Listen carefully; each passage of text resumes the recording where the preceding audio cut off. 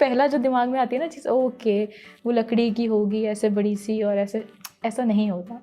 तो बेसिक बात यह है कि मुझे ट्रैवलिंग का बहुत शौक ट्रैवलिंग का मुझे बहुत शौक था, और मैंने कहा ट्रैवलिंग अगर इससे स्पोर्ट्स के साथ मिल रही है तो इससे अच्छी चीज़ तो कुछ भी नहीं हो सकती। इतने अमीर तो हम भी नहीं थे कि हम इतना महंगा इक्विपमेंट जो है वो इतनी बल्क क्वांटिटी में मंगाए, और हमें पता ही नहीं कि वो चीज़ आएगी तो कैसी आएगी, सही आएगी नहीं आएगी। और स्पोर्ट्समैन के लिए सबसे बड़ी चीज़ ये होती है कि उसकी लाइफ टाइम जो है ना स्पोर्ट्समैन का वो बहुत कम होता है। तो कि भाई तीर कमान उठाओ और ग्राउंड में आ जाओ। और बाकी जितने भी लड़कियां हैं मैं उनको ये कहूँगी कि करो यार, कुछ तो करो कोई भी स्पोर्ट्स करो, लेकिन हेल्थ एंड फिजिकल मतलब एक्टिविटी चलती रहनी चाहिए, कुछ भी करो। अस्सलाम वालेकुम, मेरा नाम हुसैन रज़ा है। आज की हमारी गेस्ट हैं Qurratul Ain Ansar. Qurratul Ain is doing masters in health and physical education department from university of Karachi. उसके साथ साथ Qurratul Ain is a certified archery trainer and a national champion. She is also participated in international archery competitions. Qurratul Ain से हम स्पोर्ट्स के बारे में बात करेंगे। आइए मिलते हैं कुर्रतुल ऐन से।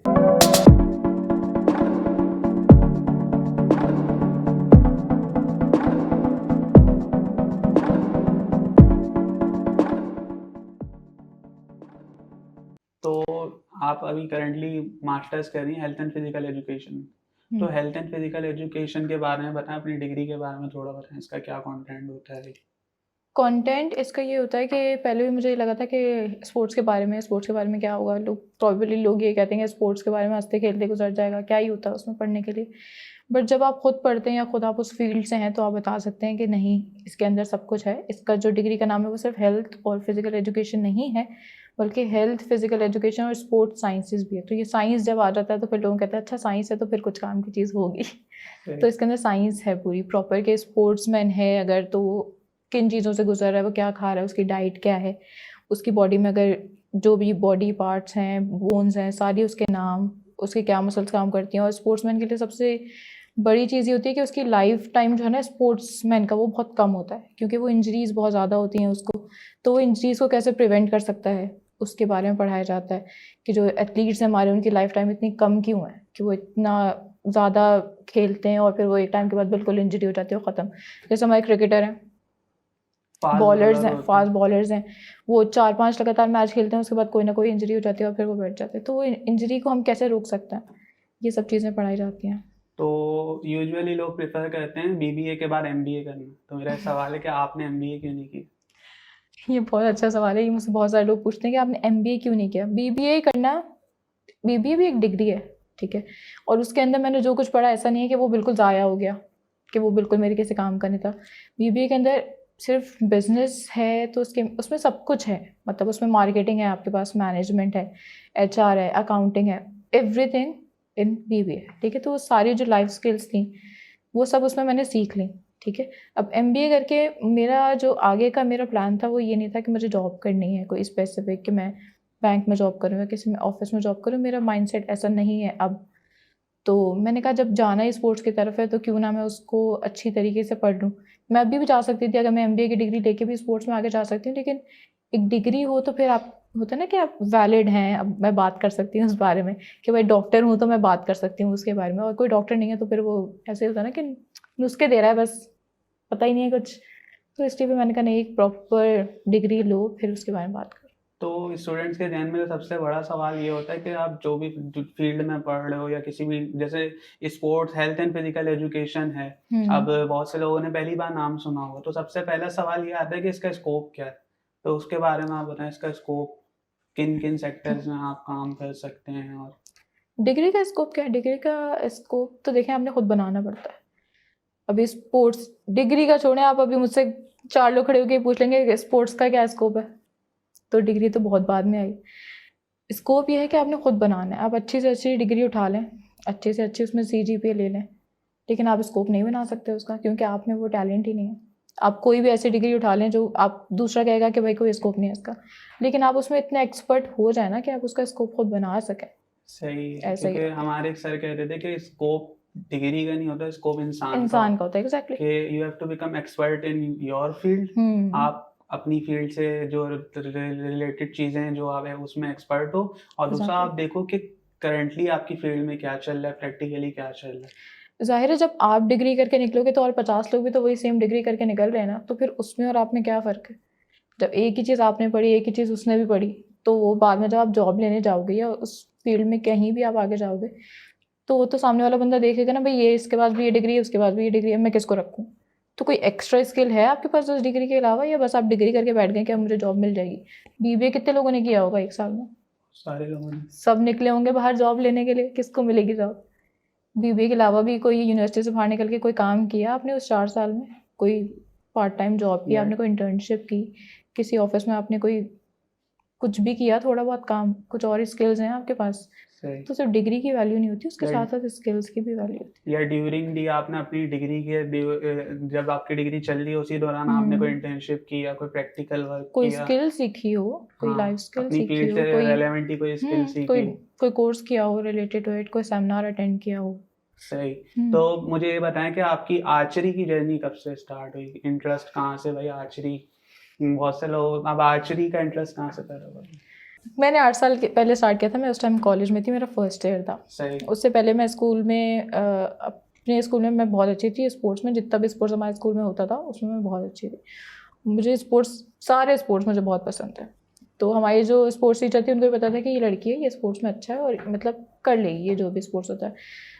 तो इत्तेफाकन हमारे कॉलेज में एक कैंप लगा था आर्चरी का। उसके अंदर डिफरेंट कॉलेजेस की कुछ लड़कियाँ थी जो पहली दफ़ा ही आर्चरी कर रही थी। वो बेसिक कैंप था, तो उस टाइम उन्होंने थोड़ा बहुत हमें बेसिक सिखाई थी कि ये आर्चरी होती है, इसको ऐसे ऐसे शूट करते हैं। तो मेरी टीचर ने मुझे बुलाया कि आप पार्टिसिपेट करें हमारे कॉलेज की तरफ से, क्योंकि सबके लिए वो इस गेम नया था। तो मैंने फ़र्स्ट टाइम वहाँ पार्टिसिपेट किया था, तो मुझे अच्छा लगा, वो डिफरेंट है। मतलब मैंने भी उससे पहले कभी आर्चरी के बारे में ना सुना था ना देखा था। मुझे लगा कि ये क्या चीज़ है, ये तो बहुत नई सी चीज़ है, क्योंकि ये वो स्पोर्ट्स था जब मैंने इसको ज्वाइन किया तो इतने ज़्यादा लोग आर्चरी खेलते भी नहीं। तो और अभी भी शायद ऐसे बहुत सारे लोग हैं जिनको पता ही नहीं कि आर्चरी क्या होता है। फिर उनको बताओ कि भाई तीरंदाजी को आर्चरी कहते हैं। ओह अच्छा, वो जंगों वाली, लाइक वो जंगों वाली नहीं है, ये दूसरी होती है। ऐसे वो जो पहला जो दिमाग में आती है ना चीज़, ओके वो लकड़ी की होगी ऐसे बड़ी सी, और ऐसा नहीं होता। तो मैंने उसको 1-2 दफ़ा किया। उसके बाद हमारे एक क्लब हुआ करता था, वहाँ पर ट्रेनिंग होती थी, तो मैं कभी कभी वहाँ चली जाया करती थी। ऐसे ही मूड हुआ तो सैटरडे संडे को चले गए कि भाई स्पोर्ट्स एक्टिविटी करते फिर मुझे बाद में रियलाइज़ हुआ कैसे मैं थोड़ी सी अच्छी हो गई थी उसमें गेम में। तो हमारा एक इवेंट था जो कि आउटसाइड कराची था, तो उसके लिए हमारी ट्रायल्स हुए कि सिलेक्ट होंगी टीम्स तो वो आगे जाएंगी। तो मैंने वो ट्रायल्स दिए और मेरा नाम आ गया उसके अंदर कि हमने बाहर जाके खेलना। तो बेसिक बात यह है कि मुझे ट्रैवलिंग का बहुत शौक ट्रैवलिंग का मुझे बहुत शौक था, और मैंने कहा अब ट्रैवलिंग अगर इससे स्पोर्ट्स के साथ मिल रही है तो इससे अच्छी चीज़ तो कुछ भी नहीं हो सकती। दो चीज़ें जो मेरी फेवरेट है अगर वो एक साथ चल सकती हैं तो क्यों ना चलाई जाए। तो फिर बस वो दिन है और आज का दिन है। मैंने आर्चरी को नहीं छोड़ा और ट्रैवलिंग ने मुझे नहीं छोड़ा। सही। और ड्यूरिंग दिस जर्नी आपका कोई ऐसा हर्डल, कोई ऐसा पॉइंट आया हो जो इसको आपने ओवरकम किया हो? क्योंकि बेसिकली इस जो ह्यूमंस होती हैं उनके लिए आपने स्टीरियोटाइप ब्रेक किया है कि आर्चरी, एक तो आर्चरी का इतना रुझान नहीं था जब आपने स्टार्ट किया, दूसरी बात ये कि एक वुमेन, एज अ वुमेन आपको क्या क्या मुश्किलात थे? एज अ वुमेन और एज अ स्पोर्ट्स भी मुश्किलात तो खैर आई हैं। एज अ वुमेन तो इतनी खैर मैं नहीं कहूँगी, क्योंकि मुझे लगता है कि हमारे आर्चरी में जो है वो लड़कों से कहीं ज़्यादा फीमेल्स हैं। उसकी वजह ये भी है कि आर्चरी के अंदर कोई ऐसा स्पेसिफिक नहीं है कि आपने ये पहनना है। फॉर एग्ज़ाम्पल हमारे पास काफ़ी सारी औरतें ऐसी हैं, जो लड़कियां ऐसी हैं जो अबाया में खेलती हैं, फुल हिजाब करके आर्चरी करती हैं। तो उसमें ऐसा कुछ नहीं है कि आपने पर्टिकुलर कुछ वेयर करना है उसके अंदर, फर्स्ट थिंग। सेकंड, उसके अंदर ये है कि लोगों को लगता है कि ज़्यादा भागना दौड़ने वाली ये चीज़ नहीं है ये। हालांकि इसके अंदर स्टैमिना इन्वॉल्व है, बट वैसा नहीं है कि आपने ग्राउंड में भागना है, बट स्टैमिना तो होता है आपको। वैसे आप देखोगे आपको लगेगा कि खड़े होकर सिर्फ कोई ड्रॉ करके शूट करे, इसमें कोई इतनी महारत वाली कोई काम नहीं है। लेकिन जब आप इन्वॉल्व होते हो उस चीज़ के अंदर तो आपको पता चलता है कि वो जो वो खींच रहा है वो कितनी भारी है, उसको खींचने के लिए कितना स्टैमिना चाहिए। प्लस जो हमारा ग्राउंड होता है वो होता है 70 मीटर का। 6 एरो शूट किए तो फिर 70 मीटर चल के जाना है, फिर एरो लेके वापस आना है, तो चलने का स्टैमिना तो चाहिए। तो स्टैमिना तो होता है उसके अंदर। बाकी ये कि हर्डल्स तो आते रहते हैं, उसको ओवरकम करना ही पड़ता है। बाकी उसके अंदर ये है कि मेरे पेरेंट्स का मुझे बहुत सपोर्ट था। मेरे पेरेंट्स, मॉम डैड दोनों, उनका बहुत अच्छा सपोर्ट था। और बाकी जितने भी लड़कियां हैं मैं उनको ये कहूँगी कि करो यार, कुछ तो करो। कोई भी सही स्पोर्ट्स करो, लेकिन हेल्थ एंड हाँ फिजिकल मतलब एक्टिविटी चलती रहनी चाहिए। कुछ भी करो सही। जो आपको मिल जाए।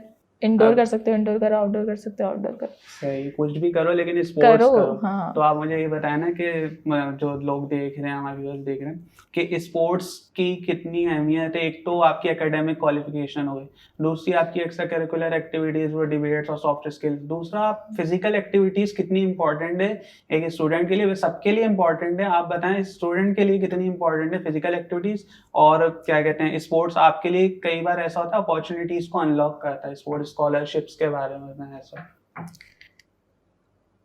फिजिकल एक्टिविटीज़ इंपॉर्टेंट होती हैं। मुझे लगता है कि पूरा जो एक जर्नी होती है ना इंसान की, वो पूरे उसमें निकल जाती है कि अच्छा जी, पढ़ाई करनी है, जॉब करनी है, कमाना है। फिर एक टाइम के बाद जब इंसान की हड्डियां जवाब देने लगती है ना, कहता है यार इतना कमा रही है लेकिन कोई कुछ काम तो मैंने इसमें किया नहीं ना ऐसा। तो उसको फिर पता चलता है, फिर डॉक्टर कहते हैं नहीं आप चला करें, वॉक किया करें। फिर जाके उसको लगता है कि ओके अब इतना पैसा तो कमा लिया, अब लेकिन फिजिकल एक्टिविटी नहीं थी तो मैं फिजिकली फिट तो नहीं हूँ, अब मैं उस पैसे का क्या करूँगा। तो इसके लिए ये है कि आप थोड़ा सा टाइम निकालें।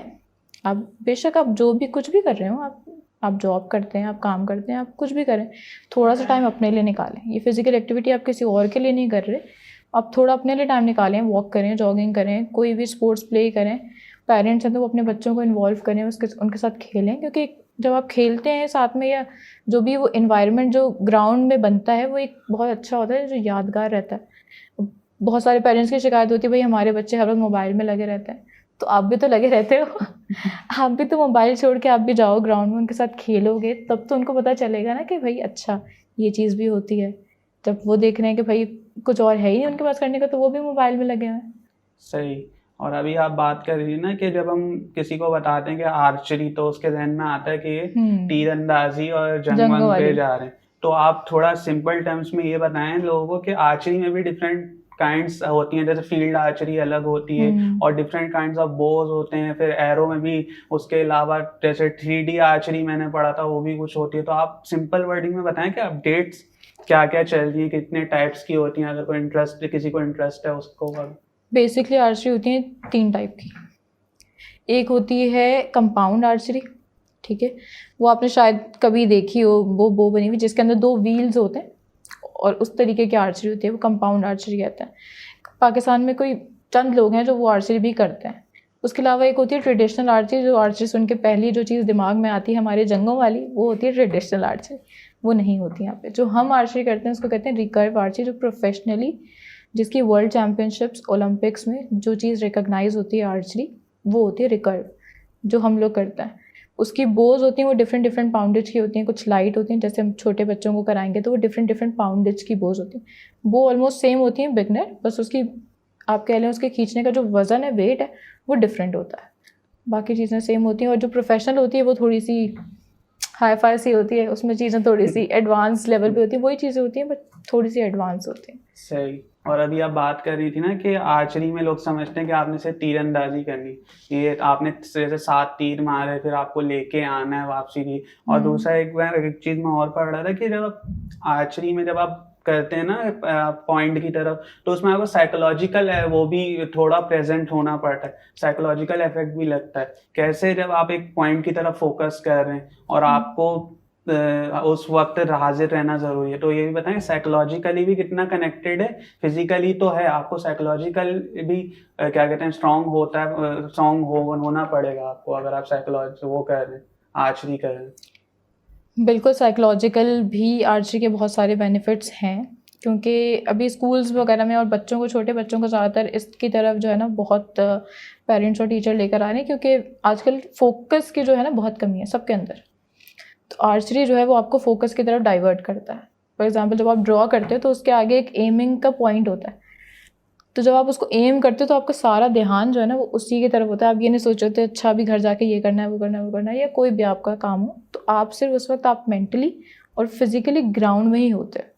जब आप ड्रॉ करते हो, फिर आपने देखा होगा टारगेट होता है, उसके कलर्स होते हैं येलो रेड, तो जो सेंटर पॉइंट होता है वो होता है येलो कलर का। तो जब आप बच्चा या कोई भी जब वो ड्रॉ करता है ना बार बार उसको, तो वो शूट करता है अच्छा रेड पे चला गया, सेंटर कब जाएगा, सेंटर कब जाएगा, तो एक माइंड सेट हो जाता है, एक गोल सेटिंग जिसको हम कहते हैं। तो वो एक सबकॉन्शियसली हमारे दिमाग में जो है ना वो बन जाता है कि अच्छा अब ये मेरा गोल है और मुझे इसको हिट करते रहना है। तो इसी तरह लाइफ में भी आप कोई भी गोल बनाओ, फिर आप उसको कंसिस्टेंटली आप उसके पीछे लगे रहो कि भाई अब मुझे ये गोल है मेरा और इसके पीछे मुझे जाना है। तो इसलिए भी बच्चों का है कि साइकोलॉजिकल भी बहुत अच्छा होता है, प्लस एंगर इश्यूज़ जो होते हैं काफ़ी लोगों को वो इससे हल हो सकता है। बहुत ज़्यादा गुस्सा है आपका, फ्रस्ट्रेशन है, आप कहाँ निकालेंगे जाके? तो वो कि भाई तीर कमान उठाओ और ग्राउंड में आ जाओ। वो सारा आर्चरी करने हम चलते हैं। कभी कभी ऐसा होता है मजाक में, जो हम आपस में फ्रेंड्स वगैरह हम लोग सब ट्रेनिंग करते हैं साथ में, तो हम लोग बहुत मजाक मस्ती करते हैं कि ये पेनाफ्लेक्स है, इसकी जगह हम किसी की शक्ल भी लगा सकते हैं। अगर आपको किसी गुस्सा आ रहा है आप प्रिंट कराओ जरा थोड़ा सा, इसको लगा के बस शूट करो, और क्या कर सकते हैं हम। सही। और क्या कहते हैं, एक बात अब मुझे ये बताएं कि अगर मुझे आर्चरी में इंटरेस्ट है तो what would be ideal road map for me, मैं कहाँ से स्टार्ट लूँ अगर किसी स्टूडेंट को आर्चरी में इंटरेस्ट, यानी ट्रेनिंग्स वगैरह और कोई वर्कशॉप? आर्चरी में इंटरेस्ट है तो आप कराची के अंदर अभी more then I would say 20+ clubs हैं एक्टिवली जो काम कर रहे हैं इसके अंदर, ठीक है। आप फेसबुक पे जा सकते हैं, आप आर्चरी को सर्च करेंगे, बहुत सारे आपके पास क्लब्स आ जाएंगे। आप किसी भी क्लब से जो है वो कांटेक्ट कर सकते हैं, फेसबुक पे कर सकते हैं, वहाँ पे नंबर्स मेंशन होते हैं। आप गूगल करेंगे आपको बहुत सारे क्लब्स मिल जाएंगे। फिर वो आपसे पूछेंगे भाई आपके लोकेशन के जो भी करीब है, यहाँ पे भी एक नेशनल स्टेडियम पे हमारा क्लब है, नेशनल कोचिंग सेंटर, वो PSB के अंडर आता है, वो है। उसके अलावा अगर आप कराची यूनिवर्सिटी में, तो कराची यूनिवर्सिटी की अपनी आर्चरी रेंज है जहाँ पे जो है वो प्रोफेशनल प्लेयर्स भी ट्रेनिंग करते हैं, और जो न्यू बिगनर प्लेयर्स अगर वो सीखना चाहते हैं तो वो भी ट्रेनिंग करते हैं। उसके अलावा हमारा दौराजी में एक क्लब है रंगूनवाला सेंटर, वहाँ पर आर्चरी होती है। इस तरीके के मुख्तलिफ लोकेशंस पे डिफरेंट क्लब्स हैं, तो अगर आप सर्च करेंगे तो वो आपको गाइड भी कर देंगे। और प्लस बहुत अच्छी चीज़ ये भी है कि वो आपको इक्विपमेंट वगैरह सब प्रोवाइड करते हैं। ये नहीं है कि अब आप सोचेंगे अच्छा अब तीर कमान चलाना तो है, अब लाऊं कहाँ से, ये पहले लेकर आऊँ फिर सीखूँ, तो ऐसा कुछ लंबे उसमें नहीं जाना। अगर आपने इरादा कर लिया सीखना है, थोड़ी सी मेहनत करें, सर्च करें, आपको पेजेस मिल जाएंगे, आप उन पर वहाँ जाएँ, इक्विपमेंट वगैरह सब कुछ प्रोवाइड करेंगे, सिखाएंगे। अब आप सीख के बोलेंगे अब मैंने सीख लिया क्या करूँ, अब क्या करूँ, अब सीख लिया अब क्या करेंगे। इसके कॉम्पिटिशन्स होते रहते हैं काफ़ी सारे, कराची में होते हैं, पूरे पाकिस्तान में होते हैं बहुत सारे कंपटीशन। आप उस कंपटीशन में पार्टिसिपेट कर सकते हैं। अगर आप जीतते हैं तो अब ये कि आप खेल लिया, आपका पार्टिसिपेट भी कर लिया, तो आपके जो मैरिट स्कॉलरशिप, जैसे हमने बात की अभी स्कॉलरशिप्स की, तो आर्चरी में बहुत सारे ऐसे स्टूडेंट्स हैं जो उसकी स्कॉलरशिप पे पढ़ रहे हैं डिफरेंट यूनिवर्सिटीज़ में, सिर्फ KU में नहीं, KU में भी हमारे जो है वो स्पोर्ट्स पे बहुत ज़्यादा स्कॉलरशिप्स मिलती हैं। और इट डजेंट मैटर कि आप स्पोर्ट्स साइंसेज में हो और आप स्पोर्ट्स में हो तो आपको स्कॉलरशिप मिलेगी। आप किसी भी फील्ड में हो, किसी भी स्पोर्ट्स में हो, आप अपनी जो है वो एक फ़ाइल बनाओ और आप अपने जो भी डिपार्टमेंट के VC हैं या जो भी हैं आप उनके पास लेके जाएँ, आप अपना केस सबमिट करें कि मेरी ये जो है वो अचीवमेंट्स हैं और मैं आगे करना चाहता हूँ इसको, तो वो आपको स्कॉलरशिप देंगे। अगर आप वैलिड हो गया, अगर आप मेरिट पे हैं तो वो आपको बिल्कुल देंगे। और मैंने ये भी सुना है कि अगर आपका कोई कंपटीशन है, अगर आप नेशनल लेवल इंटरनेशनल लेवल पे अगर पार्टिसिपेशन करनी है और अगर आपके एग्जाम्स में भी आपको लीनियंसी दे देते हैं वो थोड़ी बहुत कि आप आगे बाद में दे दें या फिर थोड़ा टाइम डिलेशन दे देते हैं, तो वो आप बताएं ऐसा होता है? बिल्कुल ऐसा होता है, लीनियंसी थोड़ी बहुत दी जाती है। वो इस वजह से दी जाती है कि फॉर एग्जांपल अगर मैं कराची यूनिवर्सिटी में हूँ और मैं कहीं बाहर जाके कराची यूनिवर्सिटी को ही रिप्रेजेंट कर रही हूँ, तो इनडायरेक्टली मैं रिप्रेजेंट तो कराची यूनिवर्सिटी को कर रही हूँ ना, तो उस ड्यूरेशन में हम एक लेटर जनरेट होता है कि भाई फलाना इवेंट है और ये स्टूडेंट इस डेट से इस डेट तक जो है वो इस इवेंट में होगा, तो आप इसकी अटेंडेंस वगैरह का अगर कोई इशू है या उस ड्यूरेशन में इसका कोई असाइनमेंट है या कुछ भी है, तो वो आप थोड़ा बहुत उसमें लीनियंसी हो जाती है कि वो आगे पीछे कर दें, आप जाने से पहले सबमिट कर दो या आने के बाद कर दो, या अटेंडेंस वगैरह में थोड़ा सा मार्जिन मिल जाता है स्पोर्ट्स में। सही, ये वाली चीज़ है। और एक और बात ये कि अब एक तो आप आर्चरी से अभी एसोसिएटेड हैं, आप आर्चरी खुद भी खेलती हैं, दूसरा आप आर्चरी से माशाल्लाह से यू आर सर्टिफाइड ट्रेनर, आप ट्रेनिंग्स भी देती, तो आर्चरी करने से आर्चरी ट्रेनिंग तक का सफ़र, ट्रेनर का क्या सफ़र था आपका? ट्रेनर का सफ़र ऐसा था कि मैंने बताया जब हम लोग करते थे बहुत ज़्यादा लोग नहीं होते थे उस टाइम आर्चरी के लिए, तो ऐसे ही कैंप्स वगैरह होते थे कि आप और भी लोगों तक हमने पहुंचानी थी ना आर्चरी। ये तो नहीं है कि भाई 5 लोग करते हैं तो वो सारी ज़िंदगी बस वो 5 लोग ही आर्चरी करेंगे। तो हम लोगों ने प्रमोट करने के लिए अपने ही जितना हम कर सकते थे उस टाइम पे, हमारी पूरी टीम थी, हम सब ने जितना हम कर सकते थे हम लोगों को जाते थे, ट्रेन करते थे, स्कूल्स में वर्कशॉप्स होती थी, कैंप्स लगाते थे, वो होते थे। उसके अलावा हमारे कोच हैं उनसे जितना हमने सीखा वो हमने आगे तक लोगों तक पहुंचाया। उसके बाद हमने उसके जितने भी कोर्सेज़ हुए आर्चरी के, जो कि सर्टिफाइड कोचेस के लिए कोर्सेज़ होते थे, वो हमने कोर्सेज़ भी किए। तो फिर हमने जितना सीखा, मुझे ये था कि हम आगे तक भी पहुंचाएं ना लोगों को, ताकि पता चले उनको कि ये होती क्या है एग्जैक्टली। तो वो करते करते करते करते इतने सालों में सिखा के और सीख के, ज़ाहिर है हमने भी अपनी गलतियों से सीखा, और हम चाह रहे थे कि जो गलतियाँ हमने की हैं वो आगे लोग ना करें। इतनी स्ट्रगल हमने उस टाइम पे की है इक्विपमेंट को लेके, क्योंकि ये इक्विपमेंट यहाँ मिलता ही नहीं था, ठीक है। और अब हम सोच रहे हैं कि अब हमें मंगवाना है, तो बाहर से कोई इतने अमीर तो हम भी नहीं थे कि हम इतना महंगा इक्विपमेंट जो है वो इतनी बल्क क्वांटिटी में मंगाए, और हमें पता ही नहीं कि वो चीज़ आएगी तो कैसी आएगी, सही आएगी नहीं आएगी। तो उस टाइम में बहुत स्ट्रगल होता था कि हमारी पूरी टीम होती थी, और शायद 1 से 2 बोस होती थी जो पूरी टीम किस तरीके से यूज़ करती थी। और अब तो ये है कि प्लेयर आता है और 3 महीने में उसके पास अपनी नई बो रेडी होती है। सही। और मुझे ये बताएं कि अब जब आप ट्रेनिंग्स देती हैं तो वो कौन सी चीज़ें जो स्टूडेंट्स, कौन सी हर्डल्स है जो मेजॉरिटी ऑफ द जब आपके पास आते हैं बिगनर्स आते हैं वो फेस करते हैं आर्चरी सीखने के लिए, मतलब आपने हर्डल्स क्या, किस सेंस में? मतलब हर्डल्स इन सेंस अगर कोई बिगिनर आ रहा है उसको क्या एम करने में मसला है, या एक पर्टिकुलर फोर्स लगती है जब आप आर्चरी करते हैं, तो उसमें आपको क्या लगता है कौन कौन सी हर्डल स्टूडेंट फेस करते हैं मेजॉरिटी ऑफ द स्टूडेंट्स? देखिए, हमारे पास जो भी प्लेयर आता है ना, हम उसको ऐसा समझते हैं कोरा कागज़। सही। भले वो कितना ही वो कहे कि भाई मैंने एथलेटिक्स भी किया है, मैंने ये भी किया है, हमारे लिए तो वो नया ही है। कोचेस का काम यही होता है कि आप उसको शुरू से सिखाओ, उसकी जो भी प्रॉब्लम्स हैं वो आप उसको हैंडल करो। अगर वो ड्रॉ नहीं कर पा रहा वो बो जो आपने उसको दिए, तो उसकी पाउंडेज कम करो, उससे हल्की वाली बो उसको दे दो। तो जो भी मसले होते हैं वो जो भी कोचेस है वो उसका काम है कि वो उसको हल करे। सही। और पाकिस्तान की आर्चरी उसमें क्या चल रहा है? पाकिस्तान एज कम्पेयर टू अगर हम इंटरनेशनल आर्चरी उसमें देखें, पाकिस्तान में आर्चरी का अब रुझान बढ़ रहा है? बढ़ रहा है, बिल्कुल बढ़ रहा है। अभी आज से अगर आप 2-4 साल पीछे चले जाएं और अभी की आर्चरी को आप देखें तो बहुत बढ़ रहा है। पहले जो है वो आप नहीं सुनते थे कि इंटरनेशनली भी आर्चरी के लिए लोग जाते हैं, इत्तेफाकन कोई चला गया तो चला गया। अब लेकिन यह है कि अभी बहुत सारे इंटरनेशनल इवेंट्स हुए हैं जिसमें पाकिस्तान ने पार्टिसिपेट किया है बहुत एक्टिवली, और मुझे लगता है कि अगर इस तरीके से एक्टिवली पार्टिसिपेट करते रहेंगे तो इंशाल्लाह हम इसमें भी मेडल लेंगे, जिस तरीके से हमने अभी एथलेटिक्स में मेडल लिए हैं, अभी इसके अलावा मेडल्स जो भी लिए हैं, सही। तो इंशाल्लाह इसमें भी कोई ना कोई मेडल तो लग ही जाए। सही। और एक सवाल मेरा ये कि आप स्पोर्ट्स एक्टिविटीज़ के साथ साथ अपनी एकेडमिक्स को लेके कैसे साथ साथ चलती हैं, टाइम मैनेजमेंट? और टाइम मैनेजमेंट जो है वो बहुत इम्पोर्टेंट है।